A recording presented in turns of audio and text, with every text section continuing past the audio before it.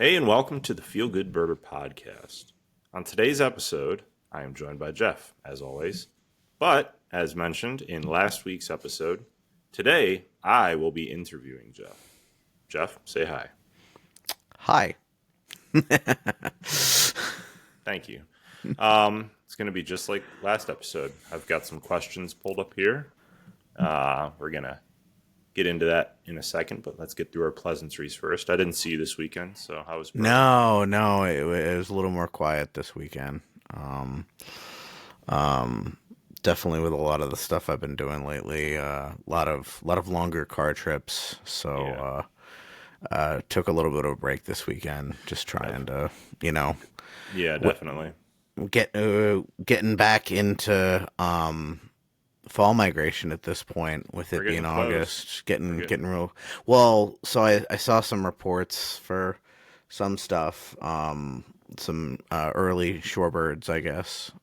No warblers yet, but kind of like that Sweet. beginning of fall migration. So just trying to rest up a little bit before we get into it. Yeah, catch our breath. Get ready for Yeah, another month of nonstop. And month of then, migration. yeah.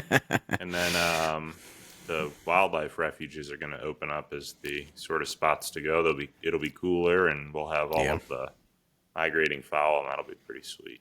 yeah, I'm excited. But yeah, it's going to be. I'm just sick of the heat. It's been hot here. The heat has been a little much. I think that's part of the reason, even though it's a little cooler now. Yeah, I think that's part of it, that I was just like, all right, let's give it a minute.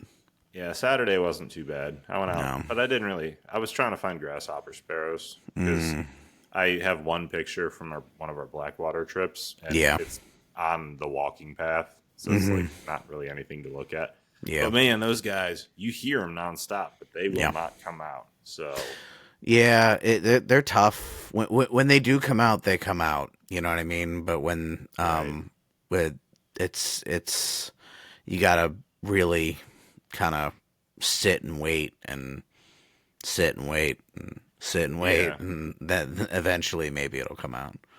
yeah. I did a little bit of that, but Hmm. I just didn't have any luck. Yeah, But that happens sometimes. yeah. Oh well.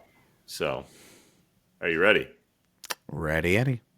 All right. So, ladies and gents, this evening I have my illustrious co-host Jeff Smith, and he's gonna answer some questions for us.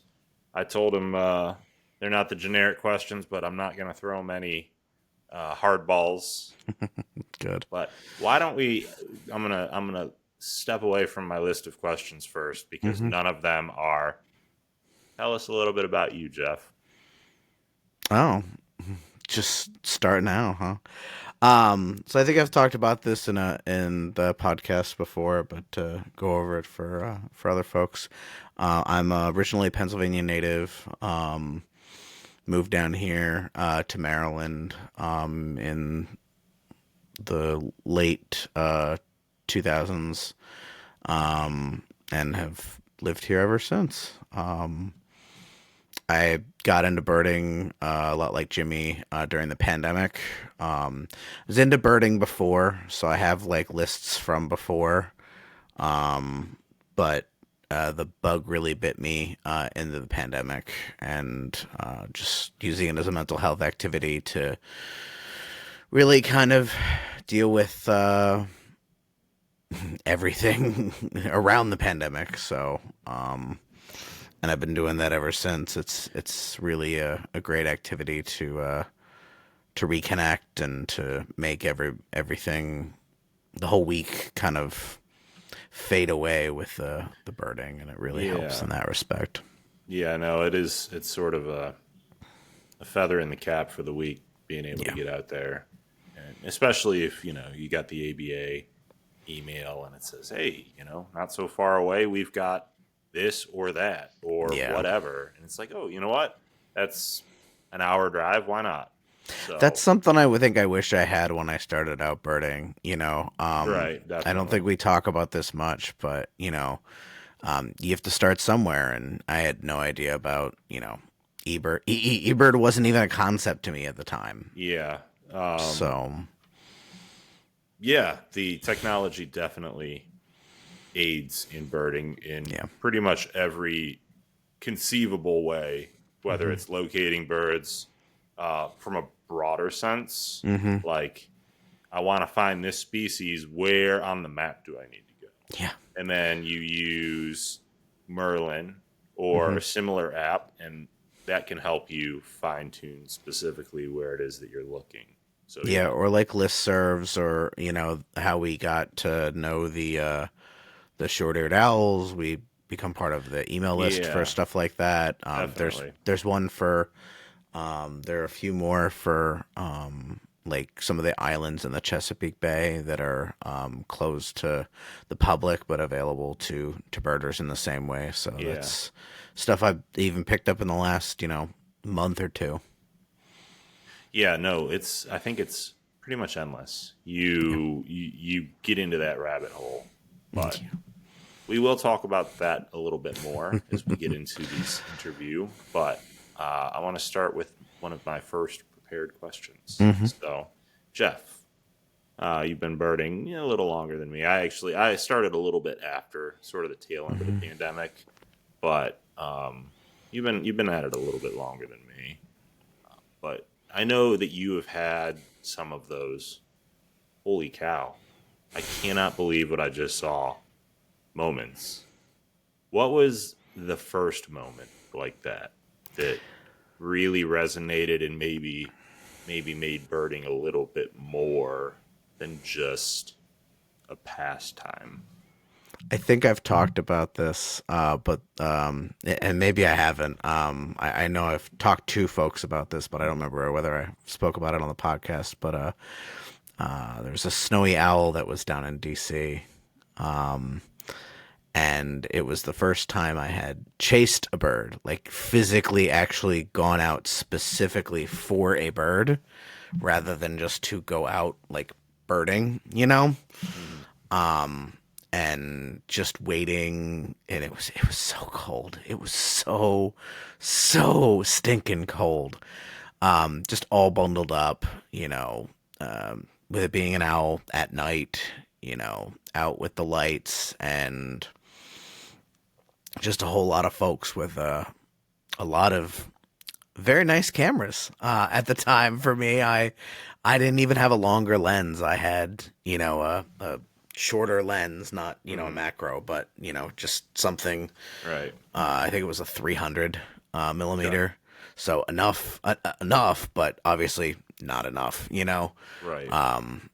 Knowing what I know now, the 600 definitely was was something I kind of wish I had. But it was the first moment when I saw a bird where I was like, I have literally never seen this before, and Yeah. funnily enough, have not seen since. So it has been the lone time that I have seen a snowy owl. It was just the first time where I just looked at a bird and was like, this is absolutely amazing. Yeah. Just and it didn't fly in like starting out, like it wasn't there when I got there. Hmm. It flew in, it flew pretty far up on the building, and then came down on the statue in the middle of the circle there. Hmm. And you know just sat it just sat very well. I would love another opportunity to have another snowy owl. Obviously, Yeah, definitely. it's a thing, but it was the first time that I sat and really thought about a Yeah. bird. So that brings me into my next question very naturally.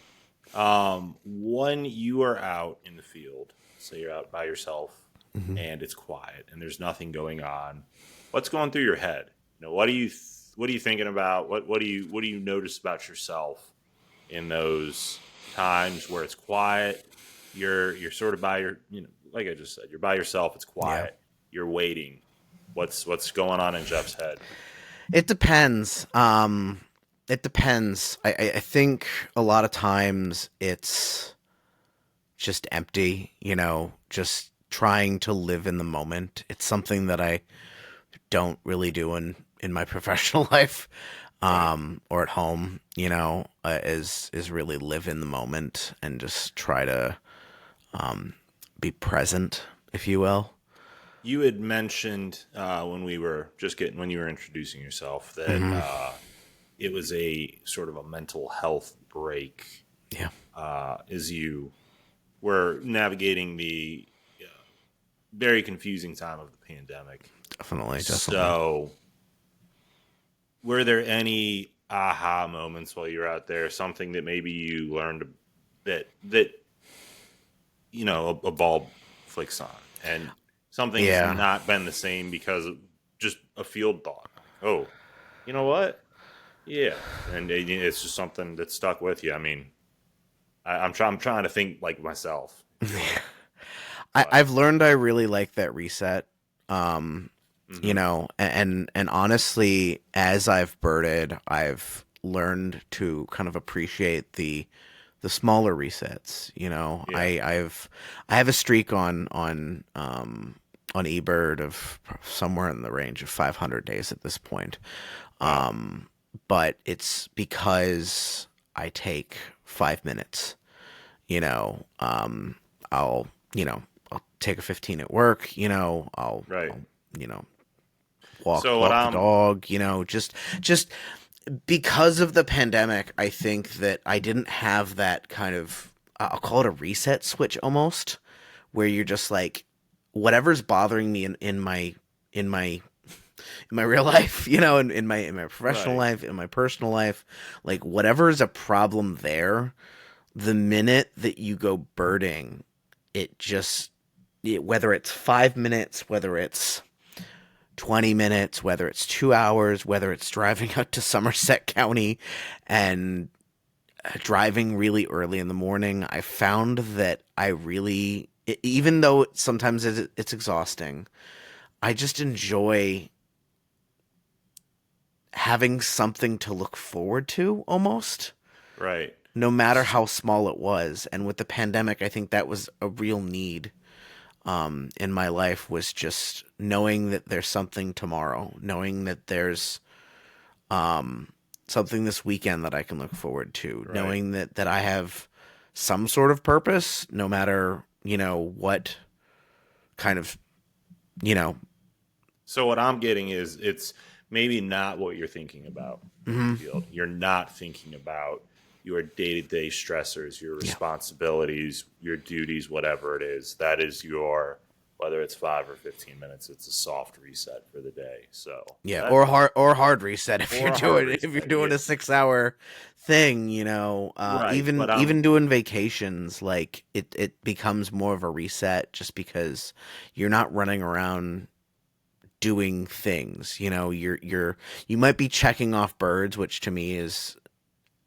a great thing, but it gives you that little win, even if you don't have that anywhere else. You're right. able to say, and lately it's been monthly, so it's been, I want to get 100 birds this month. Yeah. How can I make that happen? And not worrying if you don't hit it, but just to have that goal to work towards, that you can step back and understand your wins. So that brings me into the next question pretty well. Um, you're talking about the wins, Yeah. and that's what we all strive for when we're out birding. But what is your relationship like with failure in the field? Missed IDs, bad photos. You went on a long trip to go see one bird and it just didn't show Yeah. up. Mexican Um, violet ear. what are those? What do you take away from those moments? I think it gives you a safe place to fail. Um, I think that's really important, and that's a part of birding that I think people don't talk about. Is obviously you want to see the bird. Like the idea is to see the bird, but you can deal with those feelings of disappointment in a very safe space, in a space where the I would say where there are guardrails almost. Mm-hmm. You like do you want to see the bird? Yes. Is it going to affect your life in a way that is going to fundamentally,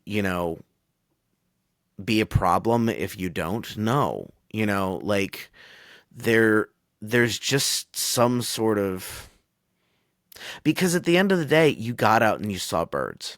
Right. Like no matter if it was the Mexican violet here, or whether it was a cardinal. I think any birding trip that you go on, you're going to be in an environment where birds naturally occur. So Mhm. while you may not have seen the Mexican violet ear, or you may not have seen the cerulean warbler, Yeah. you still are going to see other birds. And I always call it a consolation prize, right? So it's not always a loss. Yeah. I've tried not to use consolation prize as, and that's kind of the language I had used before. I try to see it as a win, because consolation prize to me means like I could have, whereas I look at my life list as a number at the end of the day, and it's a positive number. There are no negatives to a life list. Like, Right. obviously, there are splits and lumps. Like, that happens in birding. But at the end of the day, you saw a bird. You can't take that away. That's right. I agree with you. Um, But like bad photos happen. Like, I, I well, I think absolutely. I think you know me, Jimmy. Like, a good photo feels good, but a bad photo, it's like, oh, okay. So when can I see this bird next? Or no photo. You know, Yeah. um, lately I've been focusing a lot on audio. Hmm. Um, because a lot of my early list is audio. It's stuff that I've heard. Right. And a lot of the stuff from the pandemic to now has been photos, but I've found lately, and in order to get to 500, which I did hit, which I was extremely excited about. I have 500 birds on my life list now. Congratulations. Thank you. It's a meaningful accomplishment, but it's surreal, because you're looking at, and eBird lets you do this fantastically. You're seeing how many birds that you've heard, but how many birds you've also recorded. Hmm. So those are two very different lists. Right. There's a seen list or heard list, there's a recorded list, and there's a photo list. And all of those are different lists, but Right. They all add up to the same master list. it does. But I found that I've definitely been able to be more present in recording sounds a lot of Yeah. times. Merlin lets you do that. Right. Obviously not always 100%, but the fact that you can run that back in the same way you can run back photos, it lets you be present in the moment. Right. So, what was 500? 500 was a salt marsh sparrow. Is that Was it right? the salt marsh? I think it was. My brain is like not. When we had spoken earlier, you had said that that was the target that you were Yes, going it after. was the salt marsh. I keep thinking to myself, it was the salt marsh, which by the way did not get a picture of, but definitely Mm, saw. Um, Definitely looked different than you know the right. surrounding seasides and the juvenile seasides, but it's learning stuff like that too, and The in little, birding. yeah, there's little nuances that are definitely telling signs, but Yeah, when you have a raw photograph or you just have a moment that you glimpsed at it, it definitely can have you second guessing yourself. yeah. So I know you had to travel. a little ways to see that salt marsh. I think that Oh was yeah, Somerset, right? Somerset County. Yeah, So that was a 3 hour trip one way. So yeah, that was similar to the Mexican Violet Air. The good right, news was is that even though I didn't get the picture, and even though I wasn't able to record audio because it was decently far away, I did hear it. I saw it very very briefly, but so um, with traveling to places like yeah. Berlin, where you went to go see the Mexican Violet Ear, Hmm. Hmm. Somerset County, Blackwater, Yeah. Bombay, going down to Merritt Island, Hmm. going to these wild places. How has that changed the way that you interact with nature beyond birds? It's meant a lot of early mornings. Right, Very very early mornings, 3 a.m. Wake ups. Um, it's given me time on drives to think, which is a great part of it. I think over the last year I've done a lot more, I would say, research before going to places, whereas when I started it was like, I hope I see birds, like that. Like when I met right. you, like I wasn't targeting a species, and I've That's yeah, and that's for me mhm, personally. That's been um, that works well for me. yeah. And then the second best option is go somewhere that you know has a very broad variety of ecosystems. But Like Rock Creek. I know we've done the Rock Creek before, and yeah, even that's, I would call it traveling. Like yeah, it's about Antietam's traveling. We did West Virginia recently, you and I, yeah, and I added to the my West Virginia list, which I hadn't seen certain right, birds yeah, in West Virginia, and so it's playing a different game every time, of and course, no matter what you're targeting in your head, at the end of the day, you don't get some rare bird. You get an addition to your life list. You get an addition to your month list, which resets right, every month, and yep. that's been really liberating. I think too. Is That's that's definitely a good way. I'm sort of getting ready to do something that I'm mhm. not going to dive into right now, but um, I'm sure it'll sort come of up later. being, yeah, maybe we'll poke it at the end, but being able to sort of get excited about seeing the robins and the Carolina wrens and the cardinals and the stuff like that. That kind of refreshing, like Yeah, you were saying. every month I get to see a new you know lifer, if not for a Right, month. Um, you know, Day one you're out. It helps me to be excited about something. It helps get the dopamine going. yeah, That wouldn't be there if I looked at my list and said, "Hey, I've seen, how many robins have I seen in that I've tracked on eBird?" exactly. If you look at that number, it's so much different than looking at, you know, it every day. It just gives you extra things. Which, by the way, Robin's 924. 924. That's Different pretty. observations, 20 with photos, which I'm sure I have a lot more than that, and Yeah. one with audio. Funnily enough, even though I'm So sure I've heard it so many different times. yeah. So that leads me into this really well. Is there a species that you've seen 100 times or 900 times, but it still makes you stop and stare, like it's a special occasion when you get to see that species? Like a common species. So I would say I don't remember what yours was, but uh, I feel like this is one that you would agree with me on. I will say it like that. But a pileated woodpecker.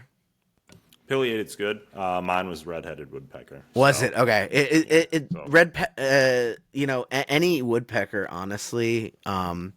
Not that they're not around, but especially like this time of year, like it's a thing. yeah, it's when I first started birding, and not to get too sidetracked Go here, but for when it. I first started birding, I felt like I saw red-bellied woodpeckers all the time. And lately, it just doesn't seem as common for me. Maybe it's because I don't pay them the time of day. Or I don't there's think not that's it. suet out, like a lot of It times during the even winter. Yeah. even out in the woods, like going to the Sino Canal or something. Yeah. I just haven't been noticing them. I hear them all the time, but I don't Mm-hmm. see them the See way that them. I was seeing them before. Yeah, Um, I think we see them a lot more, especially here on the East yeah, Coast. See them a lot more in the winter. There's a lot definitely. less leaves that definitely get in the way, And when you're looking up and all of the trees are bare, you see the woodpeckers. When when there are leaves on the trees, they're still there, but you Right. just can't see them. They're That's kind of how I. they're not concealed. Yeah. Yeah, Uh, uh, actually, mhm. that's one of the benefits of birding in the wintertime, right? Yeah. The concealment isn't there, so I think that's Hmm. pretty cool. Another one, every time, Bardo, every time. Does not matter what I'm doing, does not matter. Yeah. Um, I wish another owl species was that to me. I haven't seen, other owl species enough, I think, to consider it what I would call a common bird. I've Right. heard great horns. Yeah. I've literally seen, small ones. I can't. My brain's not thinking of the name right now. Screech owls. Screech. Yeah, I've seen Screech once. Um, and I've literally only heard Screech one time. Hmm. And it was the same event. Yes. Honestly, any owl species I would say is one of those that I'll do, but definitely the Yeah.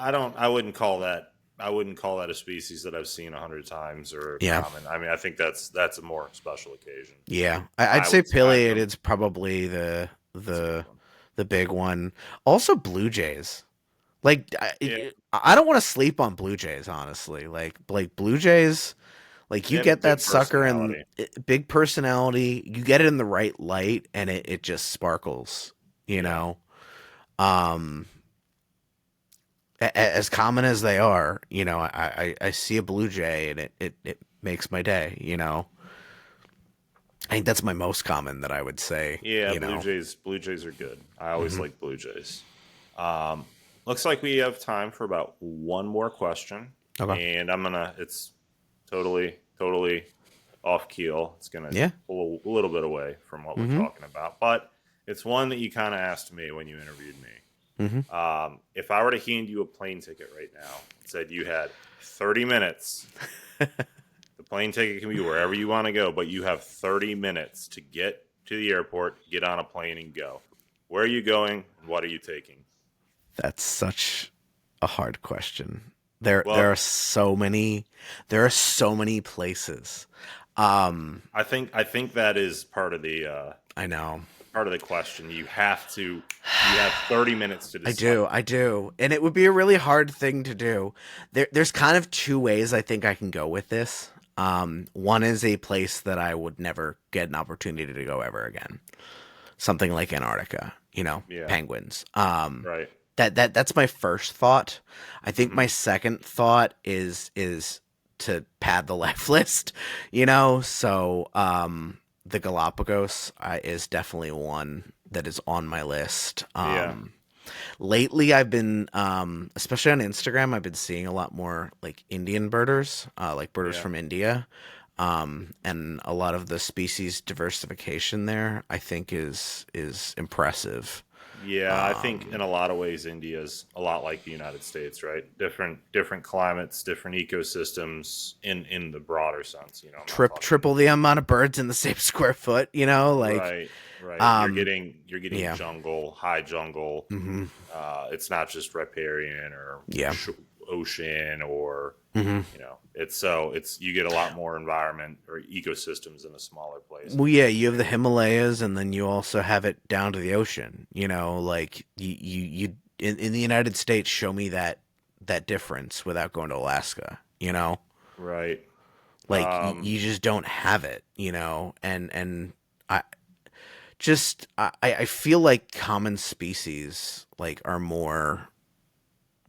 They're all new, you know. It'd obviously be somewhere new, you know. Right. Yeah, you're gonna get it's even something like a robin to us Mhm. somewhere else would be exciting because it's something you've Yeah, never seen before, and you have the opportunity to probably get some pretty good pictures because it is a bird definitely. like a robin or a mourning dove or whatever. It's not going to freak out on you like a Hmm.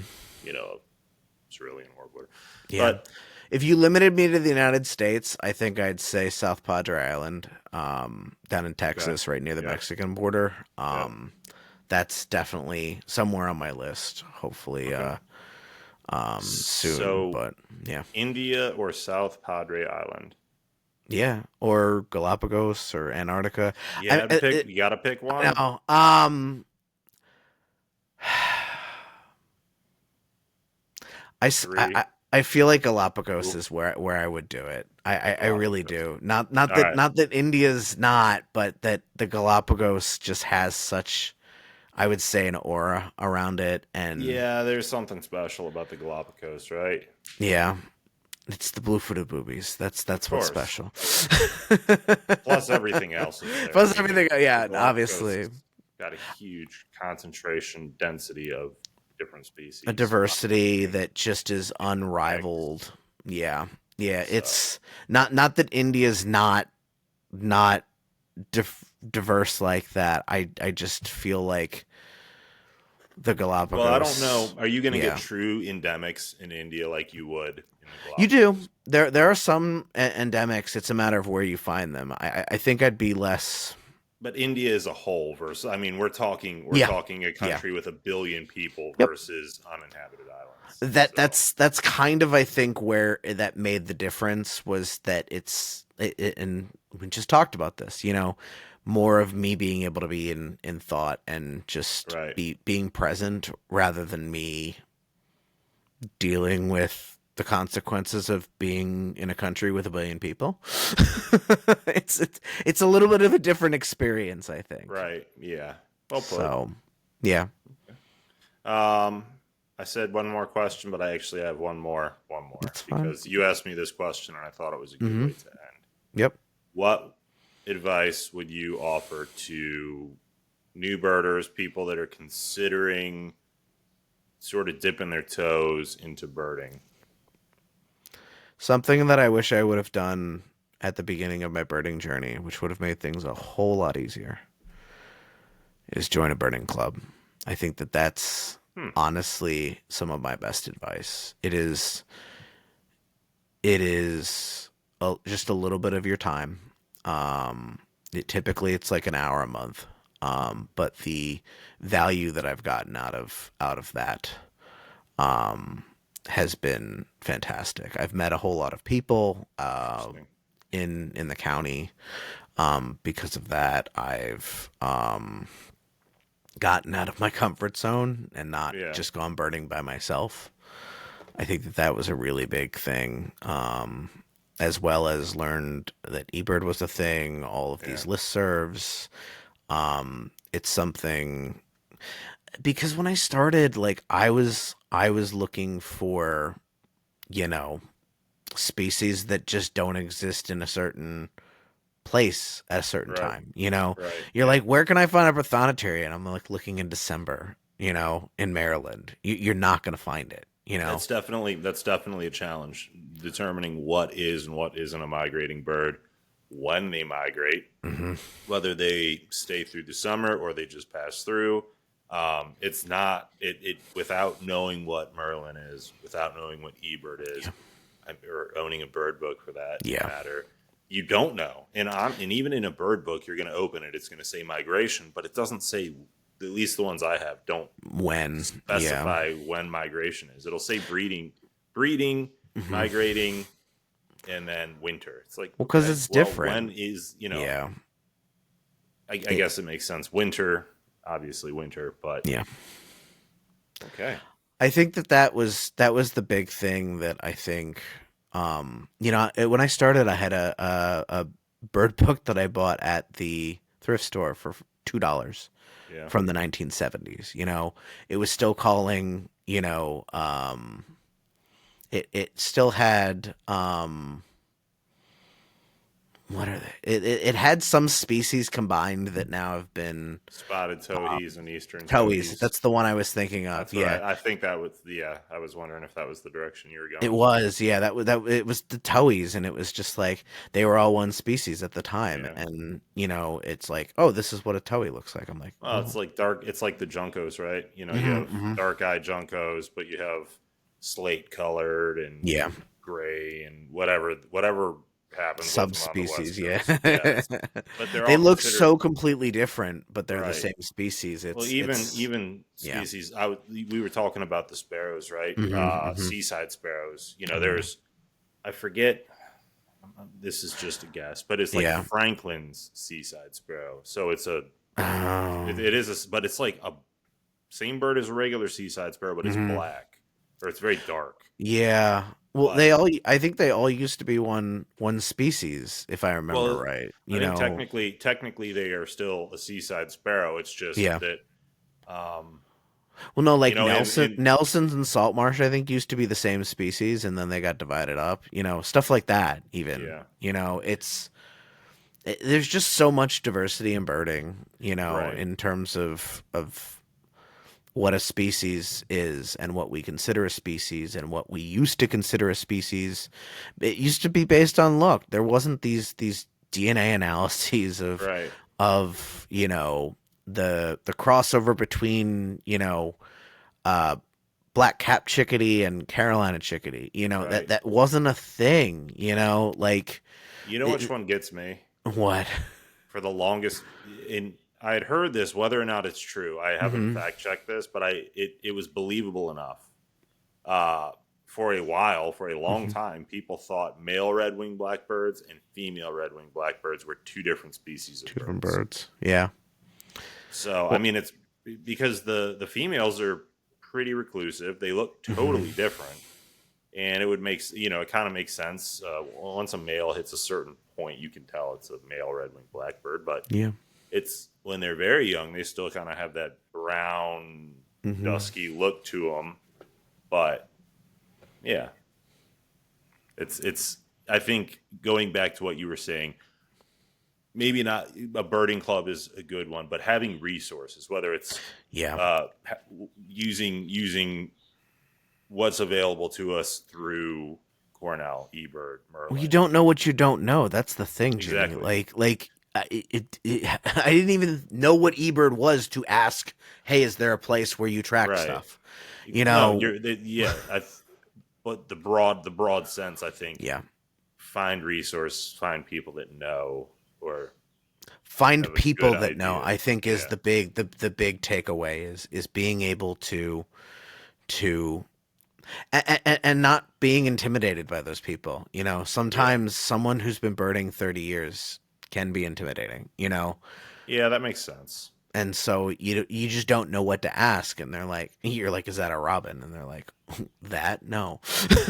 you know? Yeah, and you see on these Facebook groups, the virtual birding groups, right? hmm hmm I've seen people misidentify birds, Yeah, and it happens. it They do it. happens.